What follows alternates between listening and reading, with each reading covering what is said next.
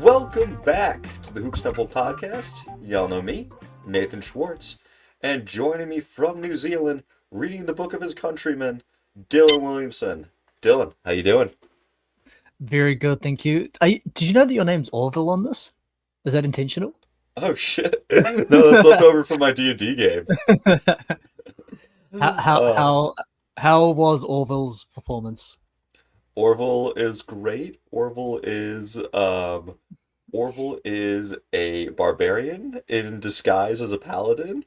And I think everyone has very much clocked that he is not actually a very good barbarian, as he is dumb as a rock. But we're doing like a murder mystery themed.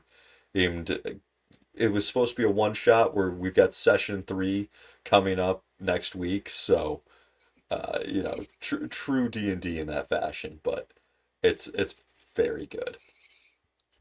So you could say he's almost like a one of those two guards that can't shoot.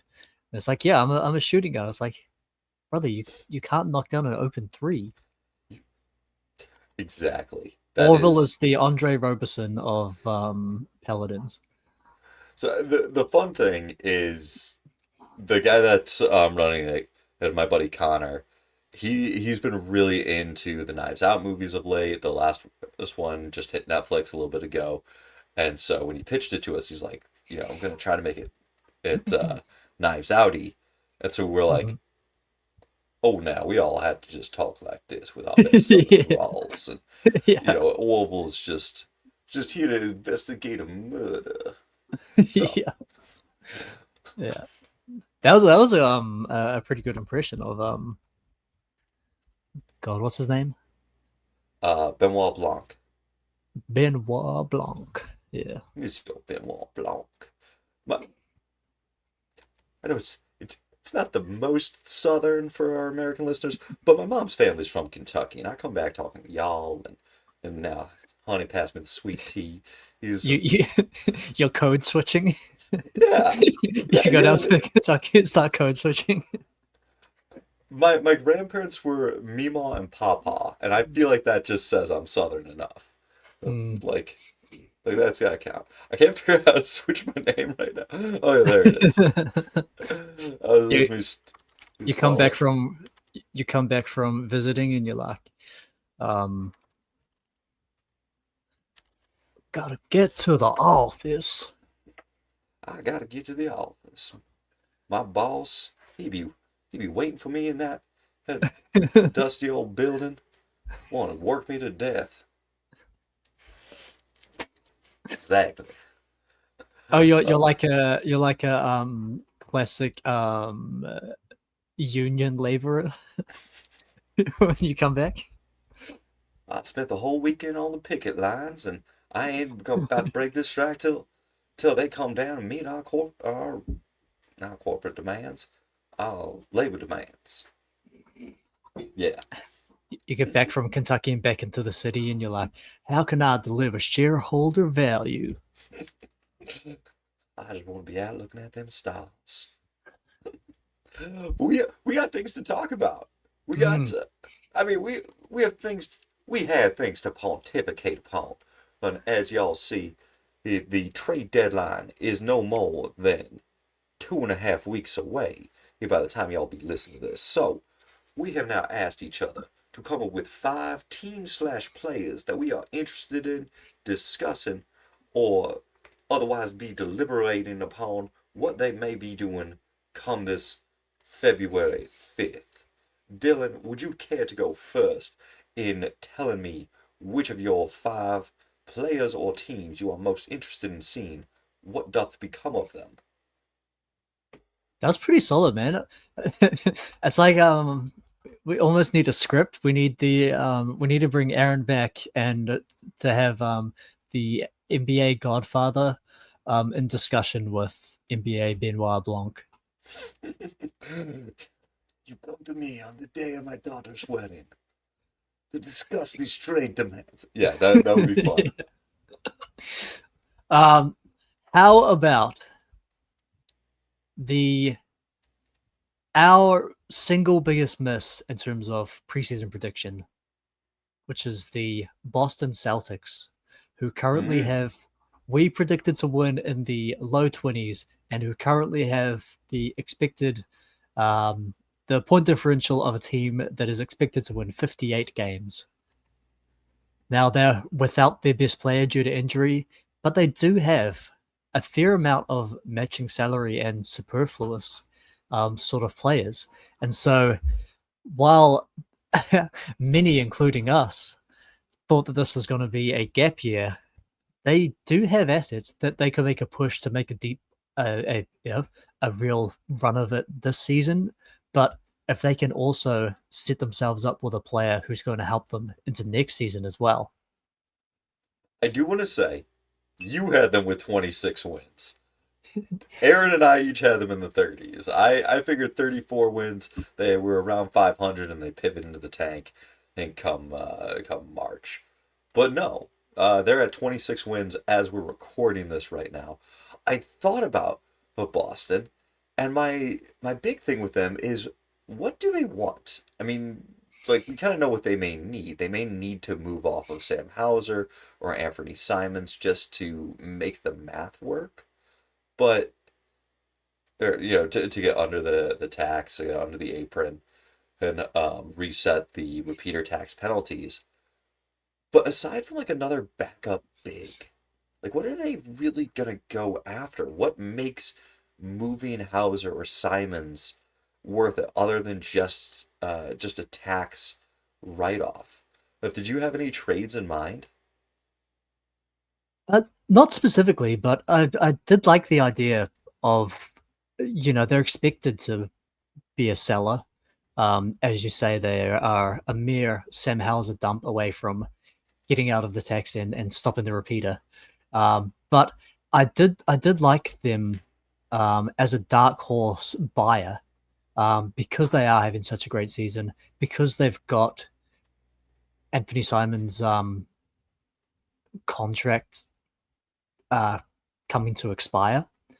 That they maybe want to, Warriors trading for D'Angelo Russell for Aaron Wiggins style, try to maintain that salary slot by moving one guy for another guy, just to keep that 20 something million dollars on the books, and potentially get a player that can help them. Like, what would that player be? Could they be a Michael Porter Jr. destination? Get a little more shooting, maintain their size, a guy that's been proven to be part of a championship team before. In terms of matching salary, Hauser and Simons basically gets you there. They've got a little bit of draft capital that they can move. Maybe they wouldn't be the front runner and that kind of deal. Could they look at going the Portland route, getting hilariously trading back for Drew Holiday after seeing that he wasn't washed? Maybe they can bring him back in, or Wiggins or RJ Barrett, get some extra depth on the wing by using Simons and Hauser's contracts. So yeah, the Celtics, I think, are interesting to me because they have this option that they, as you'd expect, that they would be selling and dumping some of these guys, but that they also do have the option of being a buyer. I want to say, as we're revisiting our Celtics predictions on the pod, I was terribly misled. The initial talk out of Celtics camp was that they were to be starting Chris Boucher. And I was like, I've watched Chris Boucher. If Chris Boucher is a starter on your team, you're not going to be that good. And so I think my prediction for Boston was wrong, but my analysis and basis point that Chris Boucher being a starting center on your team means you're not that good, spot on. I mean, like, even, could we have predicted that Neemias Queta would take such a huge jump and No. go from being like a guy who could barely crack the Sacramento Kings rotation to being like a really impactful defensive center? So yeah, like there have been a lot of surprises, and Hmm. Maybe it's, credit to Joe Mazzulla, who we knew was an excellent coach coming into the season. Um, but like they've managed to succeed by just like finding these random guys who contributed, like Ugo. Sandhauser, who yeah, Hugo Gonzalez, Josh Minot had some nice minutes. Baylor Shireman can't miss a shot. Jordan Walsh can give you a little bit of two-way action. So like they've found all these random guys, and it sort of puts them in an interesting predicament where they are, the East is pretty wide open. The Knicks are struggling as of late. The Cavs, are expected to run away with the conference. They haven't done that. Detroit hasn't ever, won a playoff series. And so there's a reasonable chance that Boston, as currently constructed, could be the, going to the NBA finals Hmm. again. And so it's going to be an interesting decision whether they look at the way that things are shaken out and still decide that they're going to make their team worse, or do they, you know, make a real swing and actually try to improve the roster this season, but also adding a player who can contribute once Tatum's back. So I think the move out there is Nick Claxton, and Nick Claxton was on my list. He was Mm. is one of my five players or teams, and it was, can Nick Claxton find a way out of Brooklyn? He's currently, averaging 13 points, 7.5 boards, a team leading 7.5 boards, a team leading 1.4 blocks, and can you guess the other stat that he leads his team in? I know he leads an assist percentage. He leads them in assists per game. And yeah, I've been gearing up for a Yegor Demon rookie check-in, so I've been watching a lot of Brooklyn this past week, and I'm like, the way they're using Nick Claxton this year is really interesting because he gets to be more of a playmaker. There's some good big to big actions. He found Clowney for a three-pointer the other game. Like I'm very intrigued by what he can be. And Claxton's always been a good defensive player. I do think him and Nemias Queta might be a little bit superfluous, like, or overlapping skill sets, but if they can both run for 24 minutes and maybe you overlap them for a few, just that way Mm. they can each get close to 30, like, you don't have to worry about foul trouble. You've got a consistent big presence. They can go more all out defensively because if one of them gets in foul trouble, you still have the other. That's scary to me. And if you send Simons to Brooklyn, there's a small enough salary difference that it dips you under the tax, under the apron, and so you both get under the apron and get Claxton back. I think you're probably gonna have to toss in a pick to make this work. And I know Simons is playing really well of late, but like, you get Tatum back, you'll replace the offense, and having another big, you're reset. You've dipped under this. You've done everything you could possibly want to do this year as a franchise. Is in, still being competitive and getting in the money to work right. And if you add Nick Claxton, you've now retooled for the future with a guy who age wise is 26 years old. He's gonna be good for the next several years. Like, it's a scary good move in my mind. Mm. Um, and as you said, it does fulfill um, both of these divergent paths that they can go. Is it can be a money saving move while also being a move that is aimed at making a stronger push this season, and also fixing the roster construction for when Tatum's back, and they're looking more to being a a tier one championship contender again. Hmm. Um, Missoula, his offense has sort of succeeded on um, a lot of 3-point volume.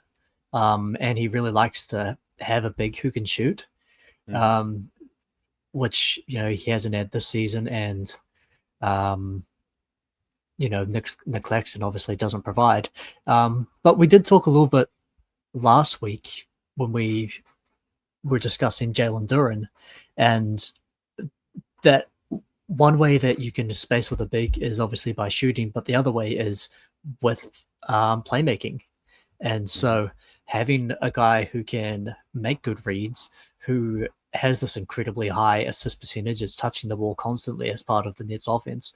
You can use him with the likes of Pritchard um, or Derek White as movement shooters, where you can achieve maybe some spacing that sort of approximates Joe Mazzulla's desired 5-out offense. Yeah, or even just as a roll man, that can pass off of the roll. The roll doesn't have to necessarily finish, and if you can be the big that can take a couple of dribbles, this was always the thing that I thought made Draymond Green and Steph Curry so successful, is that Draymond could set these screens so far out, and Curry could draw the defense so far out, and then when Curry gives the ball to Draymond, Draymond's at the 3 point line, and he doesn't have to just catch and shoot. He can dribble and suck the defense in and then kick to the corners. I think Claxton could do something similar or with that in a lesser version if he's playing with Peyton Pritchard, who can shoot from really far out. You're setting these high screens 30 feet away from the basket. If it gets swinged to Claxton, Claxton can now roll. But Claxton, for me, doesn't have to just go to who the the Celtics. I really want to see if he can find a way off of the Nets and go somewhere. I looked at the Pacers potentially. They can make some moves to get him. There there aren't a lot of teams in desperate need for bigs. The Lakers could also use a big. Um, Ironically, Dallas with all of their injuries. Um, they, I, they've got the best center rotation in the NBA, but it's not enough because their three really good centers are all always injured. yeah, I looked even at the Knicks who have been struggling. They're 2 of 9 or two Two out and of seven. yeah. They've won 2 of their last 10 games. Um, you know, could they make Mitchell Robinson and then they don't have a ton of draft capital or young pieces, but the little bit that they have, could they try to make that move also to help the Nets tank, like give up Claxton, get worse this year? Just things like that. I'd love to see Claxton figure his way out of Brooklyn. Mm. Yeah, and I like that. Obviously, for Brooklyn, they've got this sort of habit of sitting on guys for too long and Hmm. trading them only once they've lost all their value, which is the way it seems to be going for Claxton. A couple of years ago, he was a clear starting level of center, paid over 20 million a year, and then he's had a few years of just being really mediocre and unimpactful. Bounced back this year a little bit in terms of his offensive and his defensive game. Obviously fits in really nicely on the Celtics because he can do filled sort of the two roles that Al Horford filled, which is he's able to switch, but he's also able to be a rim protector. Hmm. And so they can get that really powerful thing where Jason Tatum defends the opposing center, and Claxton obviously is still nimble enough to guard out on the perimeter a little. But from the Nets, I like them. Yeah, if they can get any value for Claxton, finally help their tank also. But I also want to see how Dayron Sharp can fear as a guy getting more minutes. Um, his his stats have been very fascinating in very low minutes. He's been a very Terrific efficient rebounder. finisher, one of the best rebounders in the NBA on both ends. Um, a defensive playmaker, like he gets a lot of steals for a big. He's blocking shots, and yeah, I'd be interested to see whether that can sort of maintain with a proper role. And so I like that Claxton moving from the Nets for two reasons. I hate to say this because I know there are Dayron Sharp people. I think that if Claxton is moved, you're going to see a lot more Danny Wolf. You're going to see a lot more Noah Clowney. You're going to see yeah. I mean, you will see more Dayron Sharp, but uh, Yeah, I mean those guys are already ahead of him in the rotation. yeah, it's just to be a increase for those guys even more so. But Claxton was one of my five players or teams. What's your second player or team? Um, why don't we do a player? Um, do you think that Jalen Green has believers around the league still? Because we're look at We just watched Trey Young go for next to nothing. We talked a ton last week about Ja going for even less. I the Jalen Green market just sounds so bad to me. Like who is Minnesota the best place for him? Is there anyone that actually wants him? What is the case for wanting a Jalen Green? Is it just that he's going to put up offensive numbers for you? Is it a bad team trying to take a gamble on a high upside player? Like, what what's the situation that you imagine someone saying to themselves?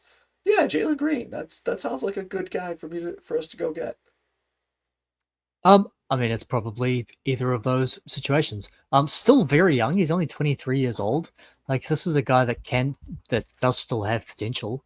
And so for a team that needs some scoring, needs some playmaking, um, you know, uh, bad teams need players to put the ball on the hoop as well. Or like you say, a team that is maybe in a bit of a predicament where they don't have a lot of other options, but they need that sort of role filled. And maybe they, you know, fancy themselves as a better system than he maybe has been in the past. Maybe they fancy themselves as having a coach who can tame some of his worst decision making issues. Um, but the reason that I bring him up is almost more from a almost more from a team perspective, and just that the Phoenix Suns have been another one of these surprise teams who have really succeeded on the defensive end, um, which actually is something that a team considering trading for Jaden Green can factor in as well. As obviously he himself is not a good defender, but he's been a part of good defenses before, and so that's another sort of factor in his tradability. But I like it from Phoenix's perspective in that they, like we say, have been another surprise team who has succeeded with a really strong top five defense, but who does need some help offensively. And, you know, we talked last week about the kind of team who should be making an all in trade and going from a decent playoff to an even better playoff team is not the kind of team that should be going all in. But Phoenix does have the odd asset that they can move. They can give up parts of their pick that Washington can swap for. So you effectively get a Phoenix pick, or you get the worst of Phoenix and Washington, which is going to be a Phoenix pick. And and so yeah, I'm interested to see whether there is any market for him, maybe even like a buy low candidate. And if Phoenix can get an upgrade, get someone that's going to contribute and help out their offense. I don't know that you're going to get both a buy low and an upgrade. I was like looking, could the Bucks cobble together enough salaries to get him and toss in a pick? And Milwaukee could do that. Milwaukee could cobble together Kyle Kuzma and Kevin Porter Jr. and throw in a pick. And for Milwaukee, I don't entirely hate that upside, especially because their picks are already swapped with Portland, so it's trading the worst of a Blazers or Bucks pick in the future. So like, I feel like that's got a decent floor. You're not going to be giving up the you're not giving up the keys to the franchise with that. I wouldn't do that if I was Phoenix, but he's an interesting guy. I don't think he gets moved, but I am somewhat still intrigued on what Jalen Green could be for the future. I still have Scoot Henderson stock. I keep stock in high scoring guards for at least their first 5 years of like, can they be something? If you're not anything by year five, I'll sell low at that point. But I keep my stock in them at this time. Not buying more. Very good. Do you want to nominate a player or a team? Sure. My number one team that I'm most intrigued by coming up for this offseason, or not offseason, Hmm. this trade deadline, is the Portland Trailblazers. What the hell are they gonna do? Because they're hanging out right now around 500, but over the last 9 games, they're 7-2. So during the month of January, they're currently playing, or they will be playing during this recording. They've got a lot of veteran pieces that could help teams. Robert Williams, Grant, or Jeremy Grant, Duop Reith, Drew Holiday could go back places. Um, I don't know. I don't know what the vibes are in Portland. I know a lot of Portland fans were really hoping for play in. They're hanging out in the ninth seed right now. Clippers are chasing them down. Like it, I think there's going to be moves, and I really hope there are moves because Drew or Jeremy Grant could help play. It could help teams. It's just what does Portland want to do? Do they want to get that taste of the playoffs, or do they want to um, continue asset accumulation, try to get more young pieces? Yeah, I mean it's going to be quite interesting. Maybe it depends also on the return that they're getting. Like if Drew Holiday is a guy that you maybe take back some bad money and get a minor asset, or same thing for Jeremy Grant.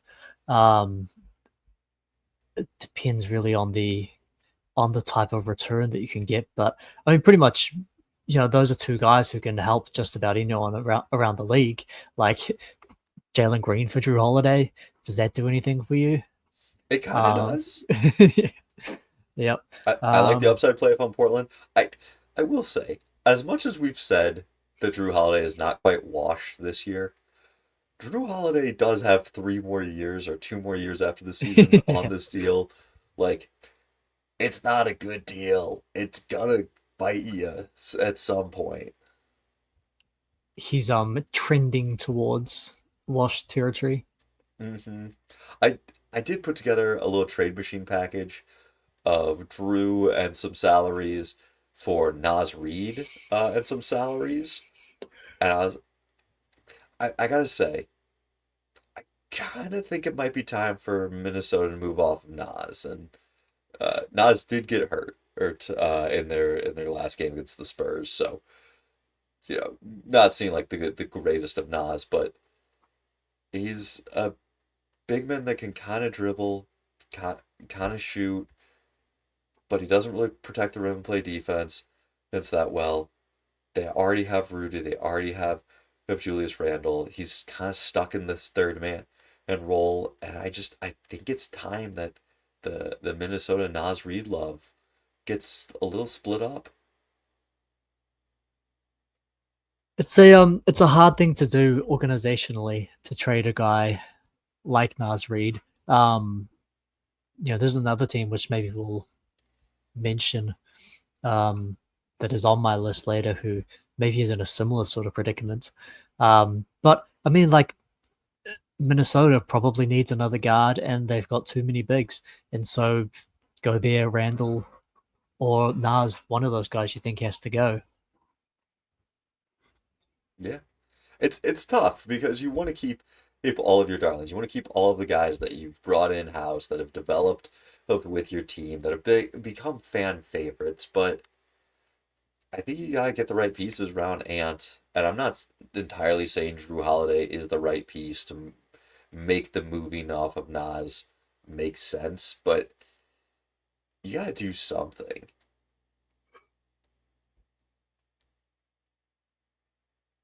Minnesota's offense is painful to watch. There is no orchestration. There is no ball movement. It's good. It's putting up numbers. It's is it currently top of the league?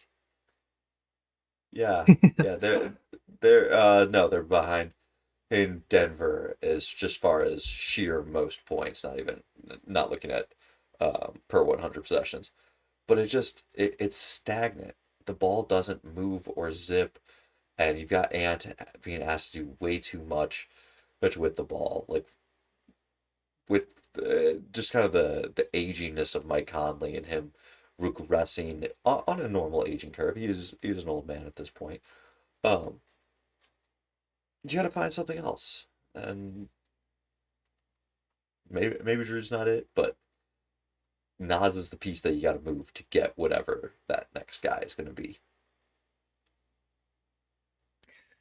I agree. Um, can I throw out my team that I teased?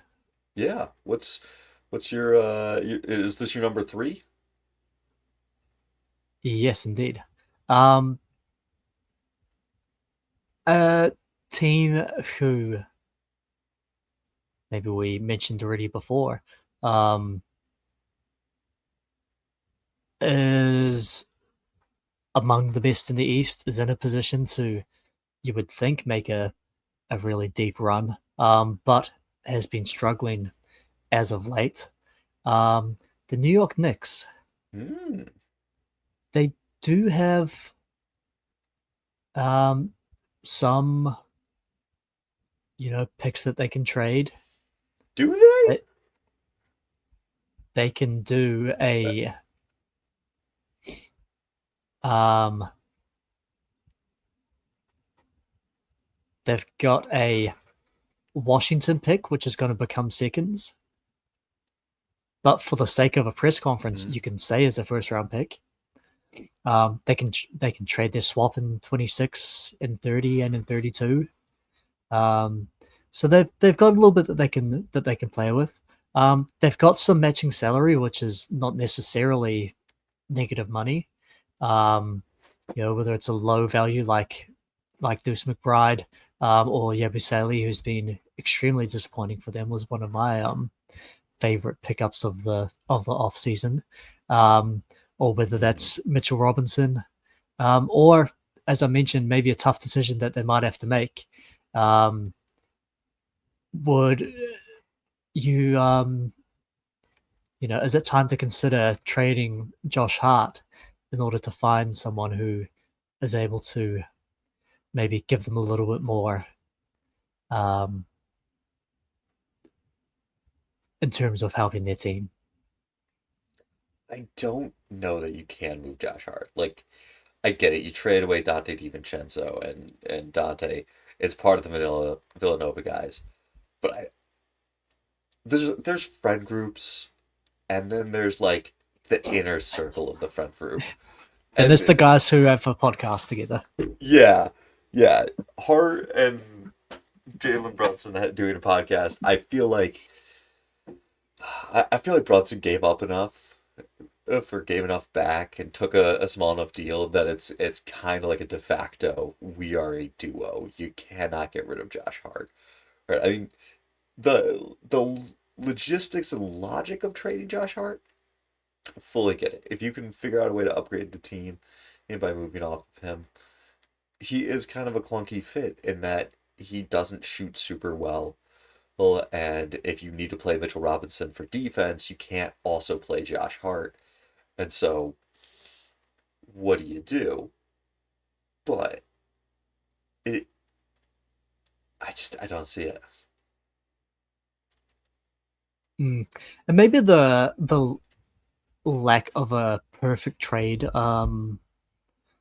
target may save them from having to make this decision. Like if there was a um, obvious guy that they could go and get, then maybe that's a more difficult decision that would need to be had. But I don't think Claxton's a major upgrade. Um, with Jared Allen, um, would the Cavs even consider trading with them? Um, or I really feel like there has to be an East kind of flip-flop situation where Giannis goes to the Knicks, Karl Anthony Town goes to the Hawks, and the Hawks send Kristaps Porzingis and some nice young pieces to Milwaukee. I don't entirely. They send Milwaukee the pick back or the better of the picks back, And I get it. You might say like, "Hey, why don't you just trade for Giannis at that point?" Giannis probably costs more than it takes to get Karl Anthony Towns. Um, and I think Towns next to Jalen Johnson has better fit, better spacing. You can have like Onyeka, Towns, and Jalen as your front court of the future, or like or It's Ricochet. not bad. I'm just saying there's something to this idea. I haven't fully fleshed it out, but the what Atlanta was trying to get with Porzingis feels like they could get that with Karl Anthony Towns. The the Knicks, they've always wanted Giannis, and Milwaukee, at some point you're just gonna have to say we're not gonna make this work with Giannis anymore. Hmm. Was Uh, um, I didn't ask you this beforehand, hmm. but how hipster are all of your picks? Because we're now halfway through. You've done three, I've done two. No one's mentioned Giannis. No one's mentioned Ja. No one's mentioned Laurie Markkinen. How hipster are your picks? I did um kind of discount the very obvious ones. Do you have any great Giannis or Anthony Davis or Ja or Michael Porter Jr. I think is actually potentially interesting because there are a few more teams that could get involved in that sort of thing. Hmm. Um, but like, do you have any thoughts on Jonathan Kaminga's trade demand? Get the fuck out of here with the trade demand.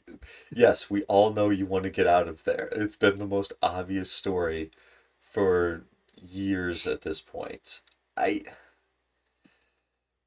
I mean, I feel like him going to Brooklyn is just too simplistic. Like it can't not happen at this point. Um, I'm sure Phoenix also may want to get involved in this. They chased after Hmm. him. The Yeah, they were Kings, interested in off season. yeah, but ultimately, I don't really care. The I have a the similar Lakers one. always like to get in on a big name overrated player. All right, well, so for my third, we are going to bring up the Lakers here. Hmm. All right. But I phrased all of mine as like a question, and my Hmm. Lakers one is where is Rui gonna play on February 6th? So the day after the trade deadline. Is he playing in Los Angeles? I kind of don't think so. Um, Rui's contract plus Vince Williams plus Vanderbilt is just about 40 million in salaries. The Lakers have already tried to trade a future first and a first swap back for Mark Williams last year. So I kind of think that they're willing to put future far outdated picks on the table. If you got 40 million in salaries and a couple of firsts, far be it from me to suggest the Lakers just go big game hunting. This is Lakers Could they maybe 101. make an offer to Phoenix for Mark Williams? I think he might cost more now. Oh, he's Yeah. playing fantastic. Um, Certainly better than DeAndre Ayton, although Ayton's not been terrible. Hmm. He's been better than Portland probably would have expected him to be. Maybe a little bit weaker than I would have projected him to be. I thought he Hmm. was going to be a bit stronger. All right. Can I give you some names and you tell me as a trusted advisor to Rob Pelinka, whether obviously he's got you on speed dial. He's in your DMs being like, "Hey man, is this a good deal?" Um, you've got that sort of sway on the organization, as everyone knows. Um, Sure, sure. tell me, what would you say to these? And this is for the you know, the the the package you mentioned. Straight up for Zach Levine, no picks. No. Um, for Jar with just the swap. No. Duh. So let me expand on it. Rui is actually one of the best 3-point shooters for the Lakers this year. He's hitting Yeah, he's 43% on 4 attempts. it's Like, it's an it's an issue with him being their main trade piece is that he hmm actually is essential to their team. Like if they're hmm gonna trade someone, it needs to be for a guy who's filling the Rui role, which is where Michael Porter Jr. comes into play. yeah. Uh, no, MPJ is on too long a contract. The other complication is that the Lakers don't want to take back contracts that are more than 2 years long. They are trying to clear the books for a Giannis run in 2020, the 2027 off season. Is that when he's a free agent? Yeah. No, 2028. Whenever Giannis is a free agent, that's when they're trying to clear the books for. So the goal is to not take back a lot of long-term money, Hmm. which adds Now to some complications, but Pelinka's been the doing this where he shit shuffles everyone around mid-season for a few years the now. the counterpoint to not taking back long term money is, with regard to free agency, is it's very important to not take back long term bad money, but Sure. having a good player, you know, blocking your free agent space, like you can always trade a good player. Yeah. Um, and so if you truly believe that Michael Porter Jr. is who, to be clear, a year or two ago was a massively negative contract. hmm A role player, a fifth starter kind of guy who was basically just a shooter, massively injury prone, and making this huge contract that the Nuggets gave him for no apparent reason. He was a huge negative, and so there is always a chance that he swings back to that. But if you're a big enough believer, he's a upgrade on Rui from a overall offensive perspective, and you know if he maintains this sort of value where he's been talked about as being a guy that the Nets would want two first round picks for. If he can maintain that, then that's always a guy that you can move later on if you did need the cap space, or could be considered an asset as part of a sign and trade. I think ultimately the Lakers would do Rui, Vincent, and Vanderbilt for MPJ. I don't think it solves enough of the issues because if you're going to trade away that 40 million in salary block and any picks, you really kind of need to have that perfect unicorn who can shoot threes and defend. Because the defense is the Okay, Lakers' other real big issue. Is that right yeah, now a lot of their players are one side or the other. Rui plays offense, Vanderbilt plays defense. Vincent sometimes can shoot but is streaky. Like you need a two-way player that's probably better than Andrew Wiggins, and that's another option. can I But I just can I can I give you a former defensive player of the year who is also a talented two-way player? Would you we already do the have Marcus Smart. What are you talking about? Would you do the Rich Paul trade of Austin Reeves for Jaren Jackson? That one I Because think gets interesting. because it does kind of fill the Lakers' problem, which is that their defensive anchor is absolute dog shit in DeAndre Ayton, and then also they've got their three best players are all a little bit duplicative in that they're all best as like guys with the ball. And obviously, the best move really for the Lakers is to trade LeBron. You'd rather hmm have Luca and Reeves, and like LeBron is the one that you trade away to get what what you need to complete your roster. But without there being a possibility, can you sell high on Austin Reeves? Is Jaren Jackson a good enough player that you would make that move? I don't know. I mean I want to say yes because that's Jaren Jackson Jr. plus that's or plus Luca. And if you keep Rui, Rui can pick up a bit more of the offense. Hence, you can now play Vanderbilt out there as your like a lone non-shooter, and so you're big. Or maybe you don't play Rui, you keep Marcus Smart out there, so it's Smart for Luca, LeBron, Jaren Jackson Jr., and I probably still start Aiton because Jaren Jackson Jr. is such a god awful rebounder. Yeah. But now you've got size. Now you've got a lot of spacing and shooting. Um, That team sounds more competitive. Yeah, you probably have to do that if you're the Lakers. If that becomes an option, I don't know that Memphis does this. And actually, Memphis is Yeah, my fourth. Or did you do Memphis as well as one of your five? I did not. But before we move on totally from the deal, because it is so, it's a big trade theory. It's very rare that you get these trade rumors from a player agent publicly putting it out there, being like, "Yo, this team should trade, for my player." Um, Wait, uh, did that so actually come out? Did Rich Paul? yeah, Oh, this Rich Paul did say that on his podcast on The Ringer. yeah, yeah. And Austin Reeves' agent was not too happy about it. Um, I bet. but from Memphis's perspective, is that a trade that you'd be interested in? Is Austin Reeves, do you think, a upgrade on your roster? And then the other thing to consider as to whether you would do it as Memphis is that Austin Reeves cannot be extended in Mm-hmm. terms of his contract, and he will be an unrestricted free agent. And he has a player option for 26-27 where he can become an unrestricted free agent, and so he can sign with whichever team he wants. I think I either have to have a deal pre-negotiated with him before that happens, or I want to have a third party involved, a third team. Because if I'm trading away Jaren Jackson Jr., it probably means I've already traded away Ja.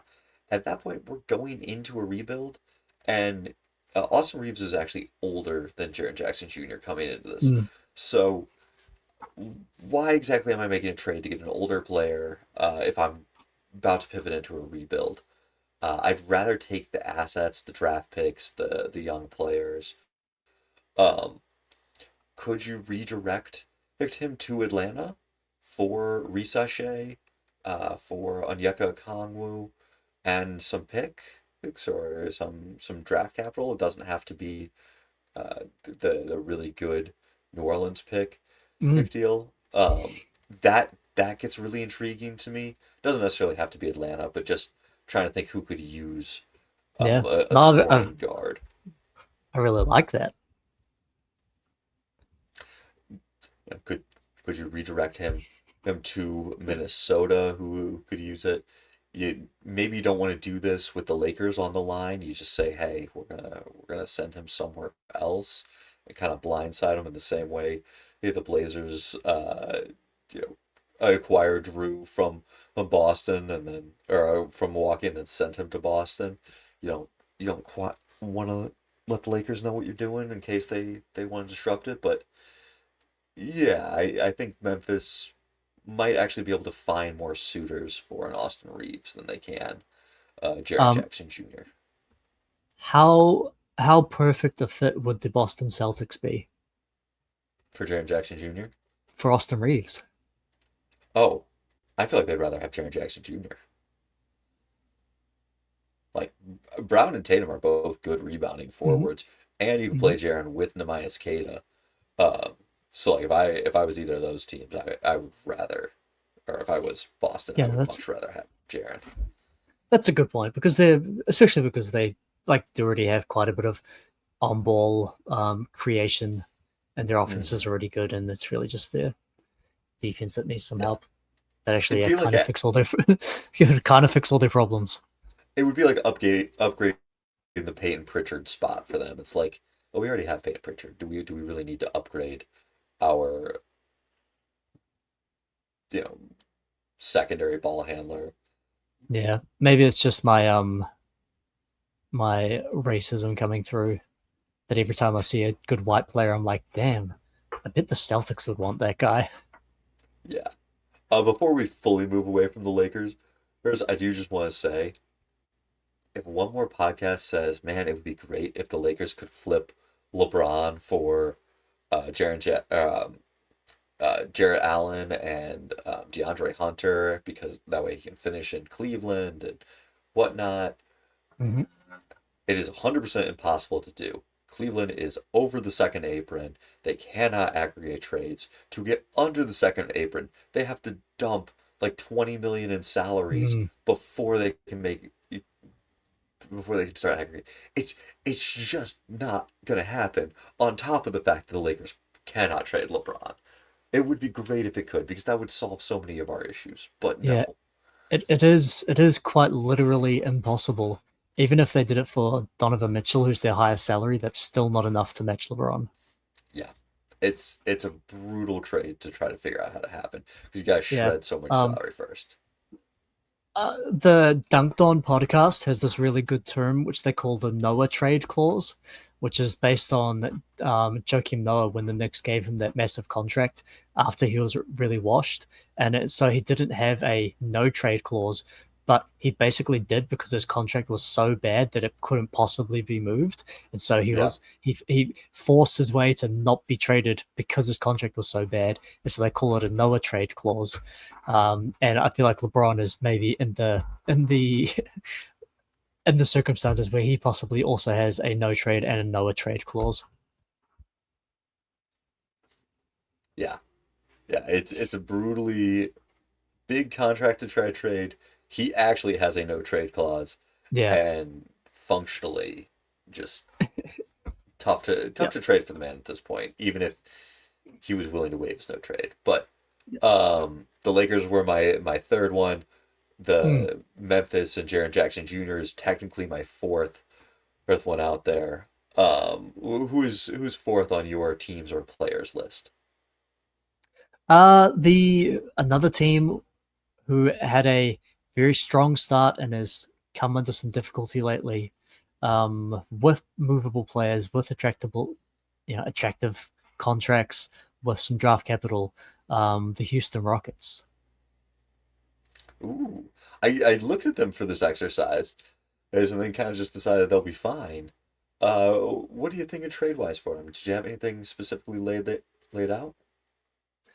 Um, I mean, not specifically, but the fact that are their offense has totally fallen apart, late in games as well as overall. Um, where is it? Give me 1 second. They are over the last 2 weeks 27th on offense and 3 and 4 in those games, which you'd probably say they're lucky to even do. Um, Mm-hmm. you know, were had absolutely nothing for OKC. Um, and but they do have interesting players that teams would want to make offers for, and Tari Eason, Clint Capella is maybe not a guy that you would necessarily want, but it's a contract that's low enough that if you're getting something back, it's fine. Dorian Finney-Smith, Stephen Adams, um, like they do have movable players. They do have picks they can trade, and they probably are in need of something. If their recent performance is, you know,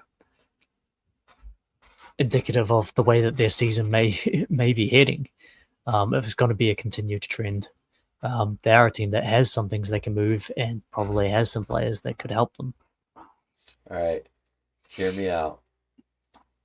Fred VanVleet to Utah for Yusuf Nurkic and Svi Mikhailuk. In the month of January, no player has averaged more offensive rebounds than Yusuf Nurkic. And if your team sucks on offense, there's a lot of offensive rebounds to be had. You put him and Stevens Adams out there, and you say, all right, Durant, shoot whatever the hell you want. These guys, they're going to get at least 45% of those boards. I mean, they kind of already have been doing that. Double down on what's working. That's the It's not strategy working. here. That's the problem. Then They've got double a down. they've got a 109 offensive rating over the last 2 weeks. Listen, have you ever heard the gambling strategy of just keep doubling it?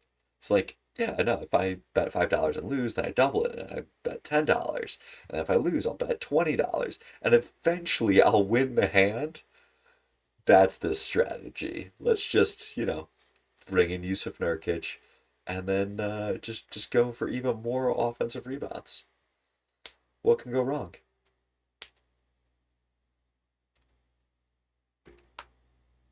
Okay, is that your only the only player that you'd consider for Houston?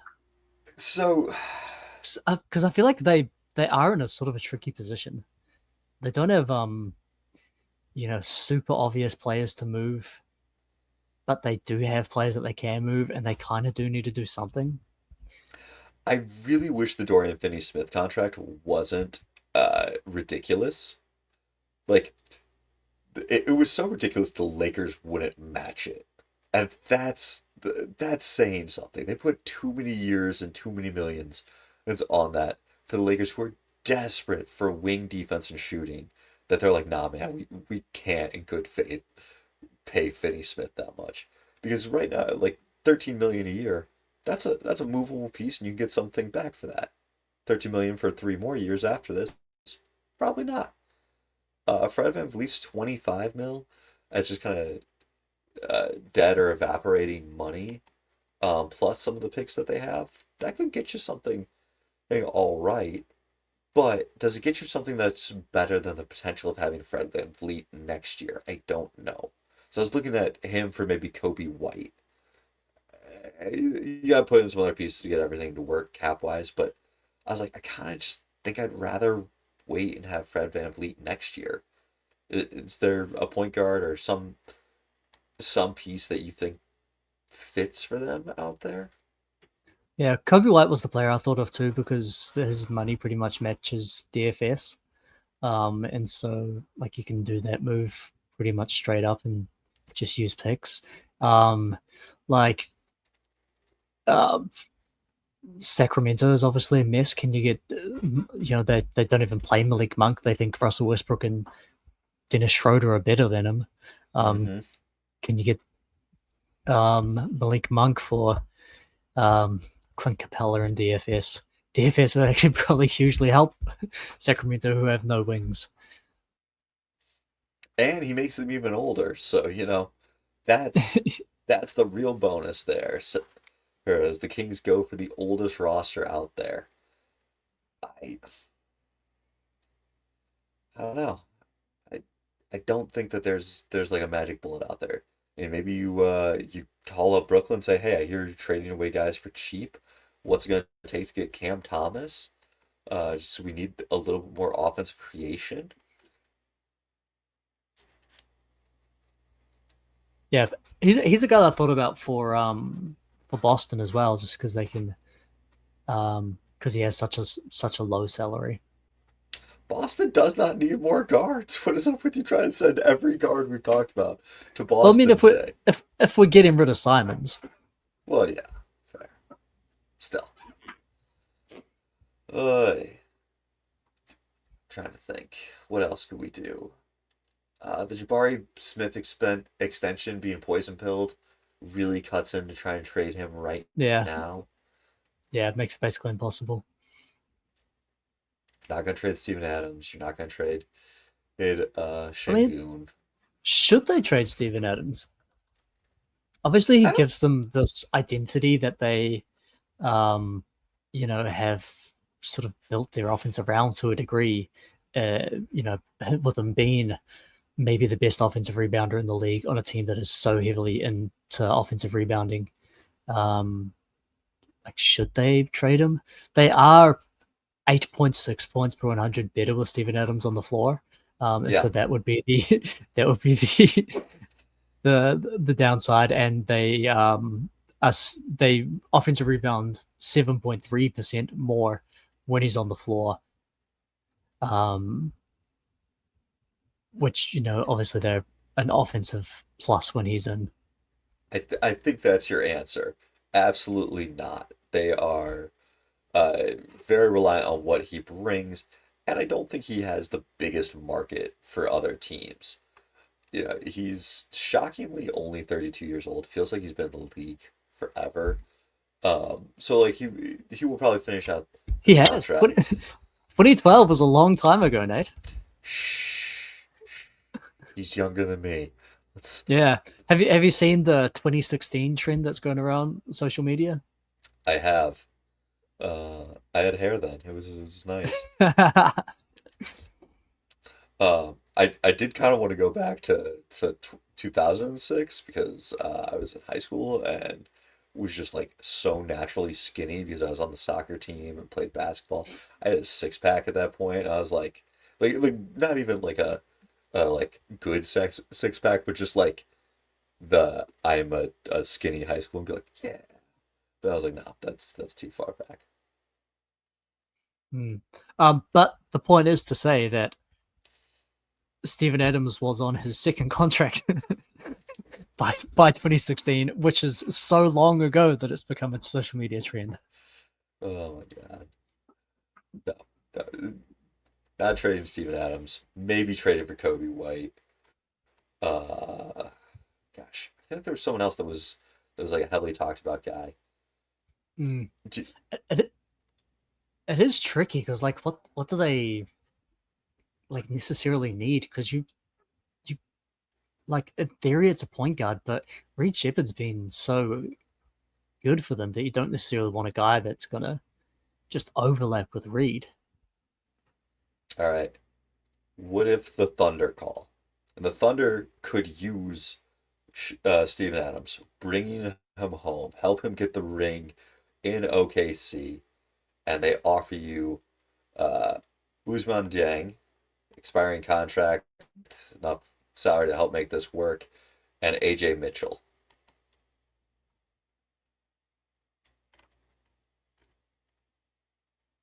I mean, I'm doing it from Houston.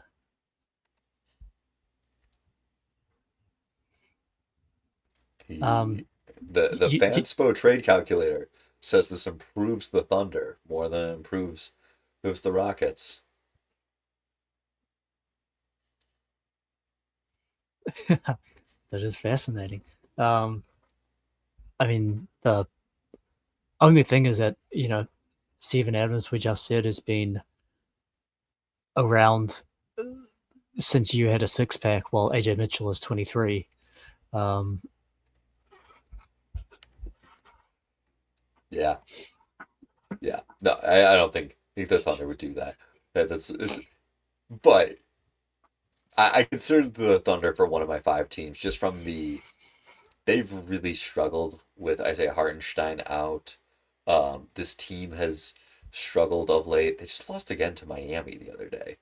They like they gotta figure something out, and they really do need some front court depth. Are they willing to sacrifice Kason Wallace? Are they willing to sacrifice any of their kind of young, attractive pieces? mm. 'Cause- I think if you can get a good player back for Casey Wallace, that he's maybe the one that makes the most sense. Um, although the difficulty there is that his salary is so low that you probably have yeah, to do like Jang or Jalen Williams or Kenrich Williams or Wiggins or Isaiah Joe, in which case you're sort of, giving up maybe two rotation players in exchange for one. But I think Queso is probably the guy that they could do, purely because he's only under contract for next season, and then is probably going to want a lot more money. hmm Um, and the Thunder are getting expensive once Chet's extension kicks in, yeah. Once and once then these also the fact extensions that kick in, that yeah. they've pulled AJ Mitchell out of nowhere, and so he kind of covers up maybe what part of what Casey Wallace was giving them. Or at least you hope he does, because this is what I said about the Thunder in the playoffs when the the young guys are hitting, they look really good and they look absolutely unstoppable. But there's a lot of times where those guys are kind of MIA, and when those guys are MIA and Caruso is super important to the franchise or the team, it's a bad sign. Like when they were getting worked by San Antonio, did Mitchell or Kason or Isaiah Joe, did Aaron Wiggins, any of those guys show up? No. Like you kind of Kason started the year strong. Mitchell had some good moments. They've been real quiet of late. When OKC's been struggling, and like they're young players, that's somewhat to be expected. But at some point, you got to kind of say, hey, we can't keep waiting on the young guys to develop. Our team is a championship team, and if we want to repeat, we got to make a few moves. Mm. And like they really can make pretty much whatever move they wanted because Oh, sure. they've got plenty of matching salary. They've got obviously 87 first round picks. Um, although that's a little bit diminished compared to what it was at its peak. Because they wasted a few with drafting bad players instead of using them um, for upgrades. Um, and so, like, what does it take for them to get Jaren Jackson Jr.? Yeah. Although that does not help with the offense or with the rebounding issues, but would help with some interior defense and rim protection. Mm. Um, yeah. I do think the fact that Isaiah Hartenstein is the most flippable piece is because on paper he's the least impactful and has nearly But $30 million in salary. he's also the guy that is least replaceable with another Yeah, guy on the roster. yeah. That sorry, not on paper, but in a vacuum, you would say like Isaiah Hartenstein is weaker Mhm. than Dort Chad or Shea. Um, Caruso came up big for them in the playoffs, but just yeah, trying to replace or trying to he it's his spot that you're trying to get a secondary guy for because he is shown to be that important. But the Thunder were not my fifth team. Who is your fifth team or player? The the Detroit Pistons. Ooh, but finally we have like a non-hipstery pick. What's your thought process? What's your plan? Well, we talked last week about the kind of team that actually benefits from making a big swing. And it is a team who is right on the precipice of being a high level contender. And the Detroit Pistons are the second best team in the entire NBA by net rating. Um, they're a top two defense and just outside of the top 10 on offense. And historically speaking, there's the old theory that to be a championship team, you need to be, you know, top five on one end and top 10 on the other. Um, and so, is there a way that the Pistons can make an offensive improvement? Um, they do have guys who play play roles um, Mm-hmm. that could be upgraded. You know, the Tobias Harris role, the Duncan Robinson role, even at the lower end, would upgrading, sort of the backup guard spot from Karis LeVert be enough of a move? Um, and so, is this the time that they decide to make an all-in kind of move? Is there a player that's good enough to warrant that kind of move?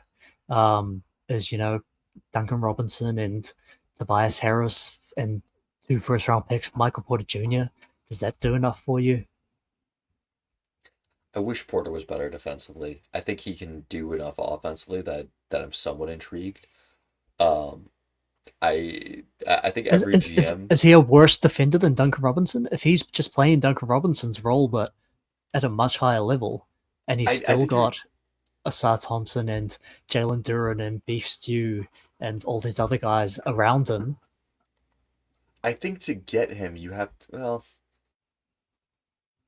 you got to give up both Tobias Harris and Duncan Robinson to get to his salary, or you got to give up some combination of other guys, Duncan, Karras, and Ivy. Is that gets you there? Yeah. So you either have to do a 3-for-1 or a 2-for-1. And either way, the Pistons don't have. I guess I do it, but I don't love it if I'm them. I think every GM in the league should be calling New Orleans to just see what's the asking price for Trey Murphy the third. Uh, I think he's going to be a little bit less good of an offensive creator as what we've seen from MPJ this year, but a more solid, well-rounded player. And I think if you're trying to make a deep playoff run, I'll sacrifice a little bit of the top talent for a little bit more roundedness, a little bit fewer flaws. Hmm. Okay, then is Trey Murphy a guy that you would make a all-in sort of play for? Um, Tobias straight up basically matches the money. Hmm. Detroit have all their own picks, so if it's Tobias and 3 first-round picks, is that the kind of move that you think Detroit should be making while they have this opportunity? I Or do you look at this team and say, yes, we're the number one team in the East, but our best player is 24, our second best player is 22, our third, you know, we've got a 20-year-old and a 22-year-old playing major minutes for us in our rotation. We don't need to rush this process. We can go at it slow, maintain our assets, maintain our flexibility, do it the proper way, and not make this kind of trade, which statistically speaking, as we discussed last week, tends not to pay off. yeah, I feel like I'd give up 2 picks. Maybe I'm playing a bit too conservative. Um, Maybe instead of another pick, I might give up like a said or a seen asset, whether that's Jaden Ivey, who I am lower on than most Pistons fans, or Ron Holland, who once again we've at least seen him. We've got him in house. You know, you drive the car off the lot, you lose 18% of its value or whatever that statistic is. Um, Trey Murphy is also only 25. Now he's got health concerns, but it, I like the idea of aligning Trey Murphy, Cade, and Duran for the future. I think that has a lot of potential, and just the youngness and the age. You still have Asar, you still have Beef Stew. If that's your starting lineup, uh, that's a good lineup.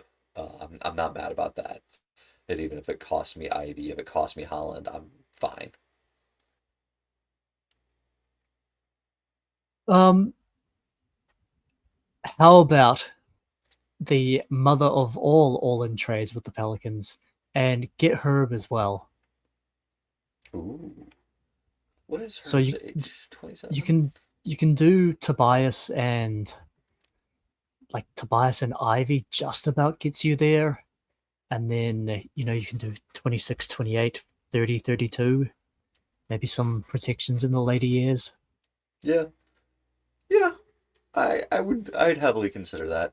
I also think Herb has a lot of flippable, um, a lot of ability to be flipped, and that is actually kind of where I'd like to go with my fifth one. If Mm, you're unless you've got more piston stuff. no, no, no. The point I wanted to make is just that they are, in theory, the kind of team that benefits from an all-in sort of move, Sure. and they have very obvious places in their rotation where that move can be made, and very obvious assets that they can use to do it. Yeah. Yeah. I think the Pistons will make a trade. I hope it is a A, a, measured a, trade. a big trade or a marginal upgrade? Do you think it's more likely to be upgrading their backup point guard and trading Karis LeVert, or a move that moves Tobias or Duncan Robinson with picks to upgrade their spot? I think at least I think 3 picks, players slash assets going out. So um, I would hope it's 3, not 5. I'd rather see like Tobias and 2 picks go out, or Ivy and Tobias and 1 pick, as opposed to like a truly all in. Like I want to see a Mm. substantive trade, but I don't want to see, all right, we've sent Tobias, Ron Holland, Ivy, and 2 picks, or Tobias and 4 picks for something. I don't think that there's anything on the market that could be attained for 4 picks and Tobias that's all that exciting right now. Um, Giannis aside. It but Milwaukee's not sending Giannis to Detroit. That's just not happening. Um, yeah, I think that's where I'm at. Is like good size, solid step forward, but not all in. I don't want to deplete the war chest. Mhm.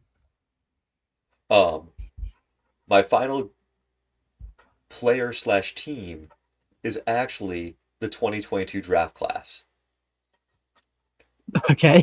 Specifically, the guys who don't have extensions or who are on short term contracts.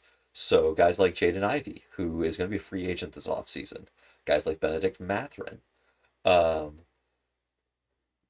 Ousmane Dieng, who we mentioned and could get moved as kind of salary filler for the Bucks.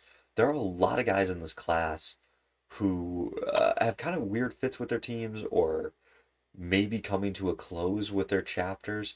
If Miami does want to make a move, Nikola Jovic is a interesting piece to throw into it, where he's young but not so young as Milwaukee has to really fear him exploding. Um, Jake LaRavia, high chance the Lakers move him just whenever they do the shit shuffle. No one is safe. Um, I think I'm putting the bar at over under 3.5 of these guys. 3.5 of the 2022 draft class gets moved, and I'm kind of leaning towards over. Do you want to take this anywhere? You want to go over or under on 3.5 of the 2022 guys getting moved? I like your over. Um, a parlay for you, if you will. Um, how do you like over 3.5, and also at least one of those guys gets traded for another one of those guys, Ooh. Um, like can I Jaden Ivey for Matherin? shoehorn into this draft class, Jonathan Kuminga? Because I feel like gets traded for one of these other guys or Jonathan Kuminga. I will take that parlay. I like it. I love kicking the can down the road. Yeah, yeah. Or let me trade my problem for your problem. Your Yeah, yeah. unre-signed or unextended guy for my unextended guy. Uh, Walker Kessler is also in this mix, and Utah has been very hot and cold on him. I think there's a lot of interesting players, and actually this class has had some weird hits that popped off of late.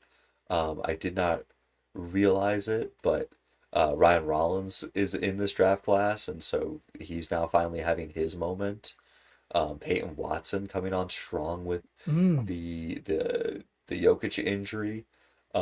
Overall, an interesting class. It wasn't the greatest, but J Dub, Jalen Duren, Chet, some solid picks. Paulo, Banchero, Christian Brown, Mark Williams. Mark Williams is having a year. Um, oh, Jeremy Sohan. That was the other guy from this class that I wanted to mention. Mm. If the Spurs are gonna make kind of a modest upgrade move, Sohan's 10 million ish contract plus some picks, that could be another one to watch. Yeah, I like that because he really is uh no longer much of a fit for them. Hmm. Yeah, he's fairly worked out of the rotation. Although apparently they send him to all of their charity events, and like if there needs to be a Spur present at a thing, Yeah, like yeah, that's Sohan's role. yeah. He's now he's like the personality hire. Yeah, So the reason that they keep him around now is because he's such a nice guy. yeah. All right, so just to recap, the guys that could slash probably do get moved during this time, we have Jaden Ivey, Benedict Mathurin, Jeremy Sohan, Ousmane Dieng, Jake LaRavia, and Kessler Walker. That's six, and Nikola Jovic. That's 7 first-round picks, all of whom I feel like are on shaky enough footing that we could see them move. So I think 3.5 is a very solid um, bet. Mm.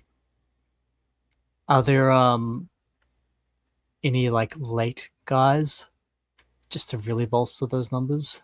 I mean, Peyton Watson's probably not getting moved. Andrew Nemhard is probably like a guy that they would want to keep around. Um, Jay Will, Max Christie. Max Christie's another potential trade candidate. Maybe they'd prefer to keep him. Yeah, Vince Williams, if the Grizz do decide to do something and they need like one more like slight positive value, low money contract to balance the trade. there definitely could be a few throw-ins. I think Josh Minot has a potential to be a throw-in if the Celtics make a deal. Mm-hmm. Because I'd rather keep Jordan Walsh and Hugo Gonzalez over Minot at this point. So if we just need salary filler, Minot's probably the guy. Um, yeah, it's an interesting class. It's a semi last chance guys right now.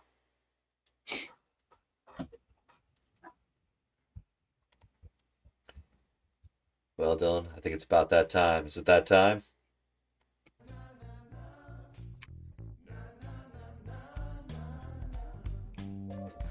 Hey Nate, Hey, where can the people find you? people can find me here on TikTok at Nate underscore Hoops Temple. You can find me on this show, and they can email the show, hoopstemple@gmail.com. We'd love to hear from you. Dylan, where can the people find you? Every week on the Hoops Temple podcast, Oh, exclusively. you know where else they can find me? Finally watching Sinners, probably over 2 or 3 nights this week with my wife. Over, okay, over 2 or 3 nights. I like it. Yep, yep.